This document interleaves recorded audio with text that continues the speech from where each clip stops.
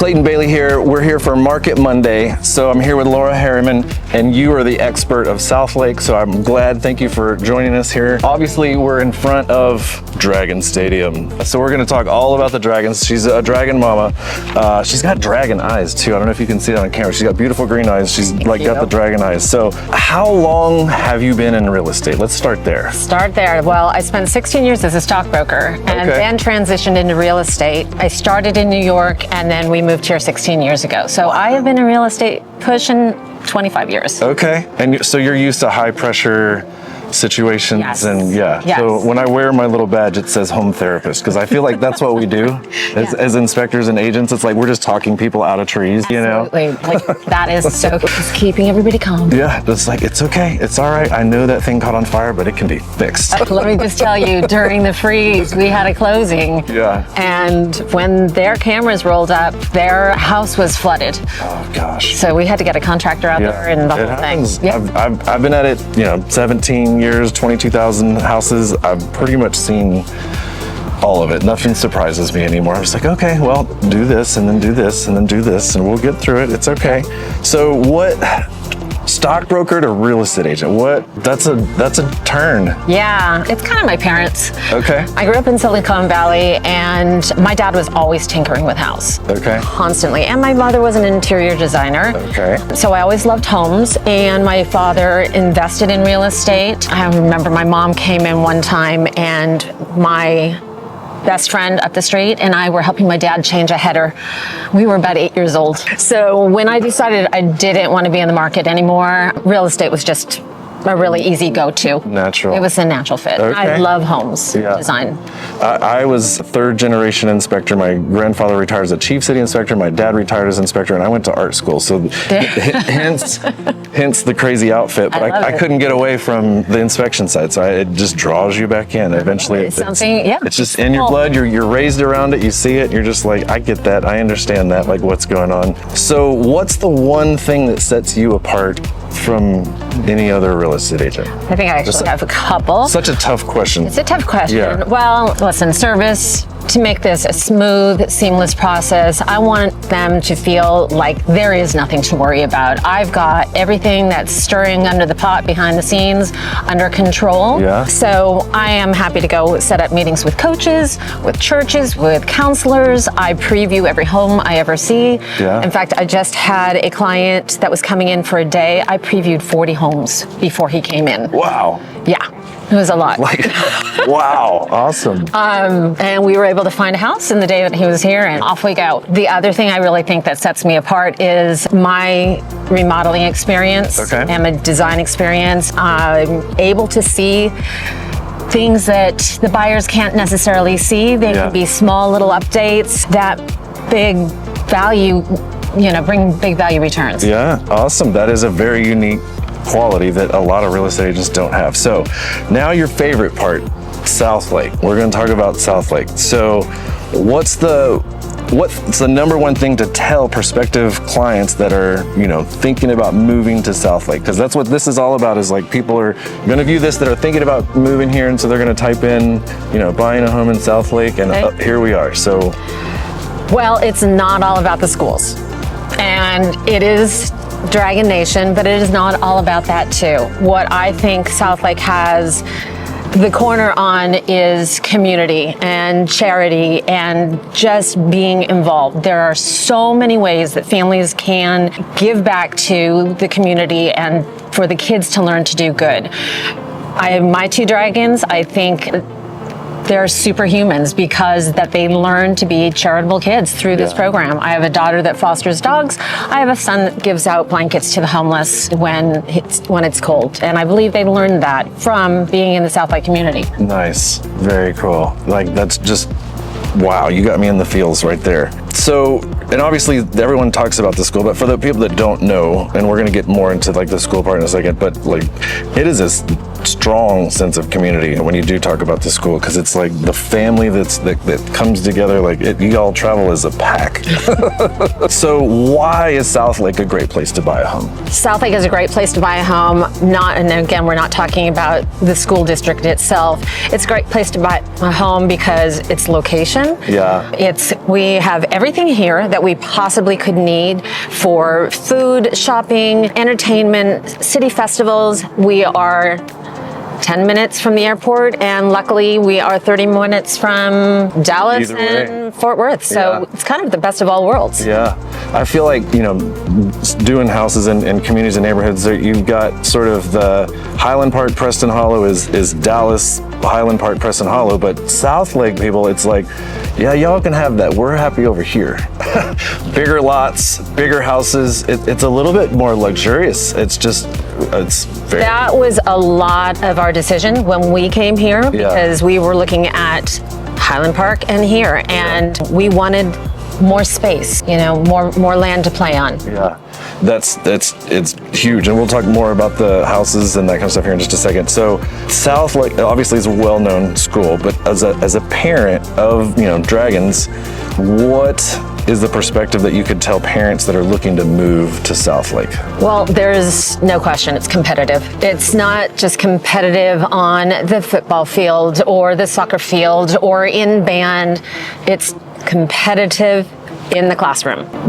That competition kind of prepares the kids for what life is to come. I mean, life is competitive when you get out of school. So I find a lot of the graduates that come out of Carroll are really much more prepared than a lot of their peers when they're ready to hit the rigors of college. Yeah. And even as the kids are growing, whether it's from, moving up a grade or moving from schools, the district is really involved in making them prepared to make those moves. Okay. And then just so our audience knows, your experience, your kids went through what sports, what did they participate in? My son played lacrosse, football, he wrestled for a little while, he ran track, that was his. And then my daughter played lacrosse as well. Okay. So, and I feel like, the sports, it's like once they're in, they're like all in the whole way. And like I said, the traveling crew. And It is definitely the traveling crew. And especially if you want to play competitively at the next level, there is a lot of travel involved. Yeah. And, that kind of brings people together and makes them have family ties. I mean, you're traveling in unbearable conditions sometimes, and, you lean on your friend. Lacrosse dead, so I know exactly what you're talking about. You're like, what is going on here? And you're like, do you want some hand warmers? What your relationships that you've made? I mean, I'm assuming you've made lots of relationships through just kids and sitting on the sidelines and meeting new people. That is exactly it. When we first moved here, it was a little intimidating. We were coming from New York, and I'm not really that intimidated. Right. But coming out and seeing this parking lot full of tailgates, the parents were out here. It was amazing. It was a really, really, really fun time. And it was a great way to meet everybody else in the community. So for those of you, like if you're not from Texas, Texas football it's almost its own religion, right?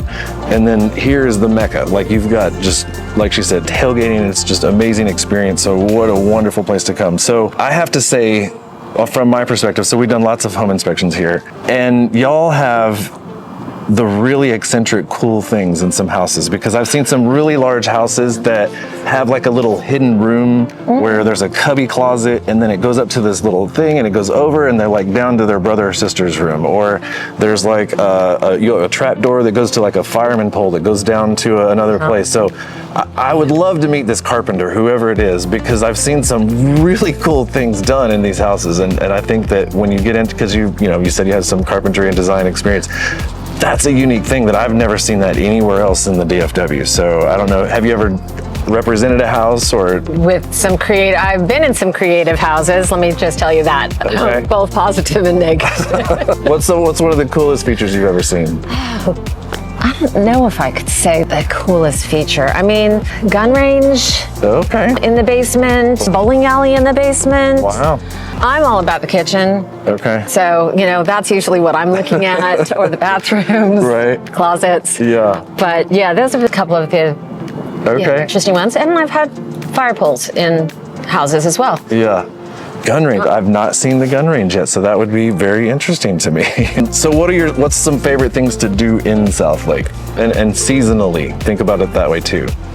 There are a lot of festivals here. Okay. I mean, there is a festival for everything. There's Oktoberfest, there's Diwali Fest, there is Christmas, and there is Oktoberfest, if I didn't say that one. I mean, there's just something going on at all times, and it's awesome. All right, so what are some of your favorite things to do in Southlake? Well, for me, I love to shop. I love to get together with my girlfriends and have some cocktails, but it's not my favorite, but they will come up at some point. Yeah. There's a lot of festivals here, and I think that that's really fun. There's always something to look forward to. Art in the Square is huge. Oh, okay. That's put on by Southlake Women's Club, and we get some of the best artists throughout the country here for that festival. Okay. Christmas is huge. Oktoberfest is massive. So there's always something fun to look forward to. All right. Is there any kind of parade, like where there's floats and people are driving There through? is that, and that is homecoming. And so, you know, all the different sports and the different people will come out, and even the rodeo club comes out. So the horses are out as well. Neat. And where does it take place? Town Square. Okay. Town Square. So everybody lines all of Town Square, and they'll put up booths and all sorts of activities for little kids to do. It's lovely. Cool. So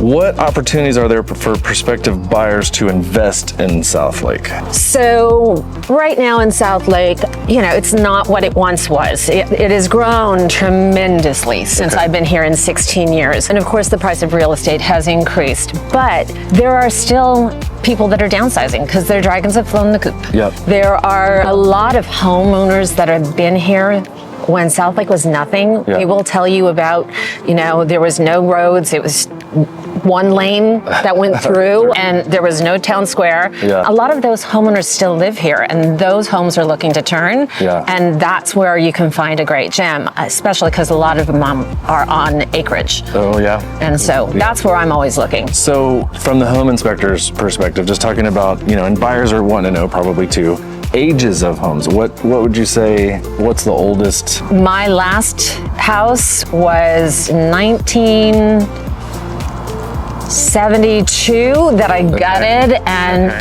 took to the studs and made a brand new house. So yes, you'll see houses in the 70s and the 60s. So they're still around. But a lot of people are updating, and so that's the key. And I feel like with the footprint of the larger houses, I always feel like the builders have done an excellent job of putting in builder piers, and they really stabilize the houses. So for those of you that don't know that are moving to Texas, it's hot and our foundations move a little bit because it's just our soil. They move quite a bit. I mean, it's the norm here, and you have to be sure to take care of your foundation by watering it. And, you know, your inspector will explain how to do that. But yes, it is just the norm because we have such swings of our colds and hots. It's really, and we've seen it this week. I mean, we've been from 0 degrees to today is a beautiful, almost 70 degrees. So it's funny. So just weird factoid thing. So the reason we have expansive soil is because there's prehistoric volcanic ash in our soil. And when I first heard that, I was teaching a class and the foundation guy said this, and then the engineer told me, I was like, where did that come from? Yellowstone, Old Faithful Blue, you know, 1 million years ago, and all that volcanic ash settled in the area. And so that's one of the reasons that Tornado Alley, everywhere where there's Tornado Alley, is also clay type soil that has that prehistoric volcanic. So that's why we have very interesting. That thing. So just, I'm full of useless knowledge. I appreciate it. All right, so handy someplace. It's someplace. It's like, well, that's why it moves. Because if you're coming from California, like we don't have earthquakes, you don't have to worry about that. But we do have tornadoes, hailstorms, and our foundations move. Yes. So now's the important part, food. What's the best burger in Southlake, in your opinion? Okay, so you're gonna love this. I don't eat red meat. Okay. So I love Moxie's Invisible Burger. And tell me about it. It's just perfectly done, and they do a lot of pickles on it and cheese, and it's on like a brioche bun served with French fries. It's great. It's a really good Invisible Burger. And then I love Muya for their turkey burger with green chili queso. All right, I like it. Great answers. Now, when the warmer weather, it's 70 today, right? But when the warmer weather is upon us, where's the best place to go sit on the patio, have a margarita, or you're with some friends and just socialize? So right now, my favorite place is Postino's. Okay. But I would say my first love was Mi Cocina, because when we moved here from Mambo taxis. we came from New York to look at homes, and we sat out on the patio, we had margaritas, and we got the bill, and we said, holy cow, it's so cheap. Yeah. Were there Mambo taxis in there? Just ours, regular? but- Yeah. Because they only, I don't know at what point, they were only allowed 2. So you can only have 2 Mambo taxis. It's like, because they're strong. Yeah, I'm a, you know, nice, straightforward, non-frozen, Regular. on the rocks kind of girl. Yeah, because the frozen margarita was invented in Texas. We like to brag about that. It's like, that's where the very first one supposedly came from. So speaking of Mexican food, like best Mexican food. We have had a lot of really good restaurants come and go, but Yeah. right now my favorite is Macero. Okay. And again, Macero has a great patio. Yeah. So, awesome. and they have a great chili relleno. I love a good relleno. Love a good relleno. Okay, so that food, now I'm getting hungry. I'm just like, oh, here we go. So I want to get away from food. Talking about getting to the closing table. Okay, so how important is it to make sure that you have the right vendor partners in place? And what do you do to make sure that you have, you know? That is super important. I mean, that's, you know, striking the deal. You know, when the buyer and the seller finally make an agreement, that's great. But once that's done, that's where your vendors step in. Yeah. That's where my mortgage broker is going to come in, my title agent, and no deal is complete until the inspection is done. Yeah. And those repairs are negotiated. Yeah. I never really feel like I feel like I'm over the hurdle until that is done. And Yeah. you want an inspector to be detailed, but not unreasonable. Yeah, not the alarmist inspector that's dressed like a weirdo. Just the alarmist inspector. I'm not an alarmist inspector. I'm just kidding. But no, I feel like you're in that marathon and you've got to hand off the baton to the next person that's running it, you know, around to the finish line. And we all wanted to get it there as quickly as possible, but you can't drop the baton. Like, you got to keep it going, and you better be there to grab it. You know. Yeah, absolutely. And if you do drop it, you better haul and make up for it if something happens. God forbid. sure. So what's the most important thing to you when choosing the vendor? Communication and accountability. Okay. I want to know that on Monday, I'm going to get an update where we are in our mortgage. I want to know where we are in title. I keep a checklist, and I want to be able to say that those are all done, and I am not chasing somebody else around, because my time is to be taking care of my client. Absolutely. So as long as they're doing their job, I can be helping in whatever else they need during the process. So, and you said it in the very beginning, I'm way more involved behind the scenes, and I need to know all these details to be able to give my client the best service I can possibly get. So just bringing it back. I always kind of think that, you know, we're the hub, and, you know, we got to just be sure all the other little spokes are working properly. Yeah. To Great analogy. I love that. So, Laura Harryman, and what's your phone number and how would we get to hold of you? Laura at lauraharryman.com, and my number is 817-368-0846. It's this number and email right here. Thank you for being with us. Absolutely. Yes. All right. We'll see you on the next Market Monday.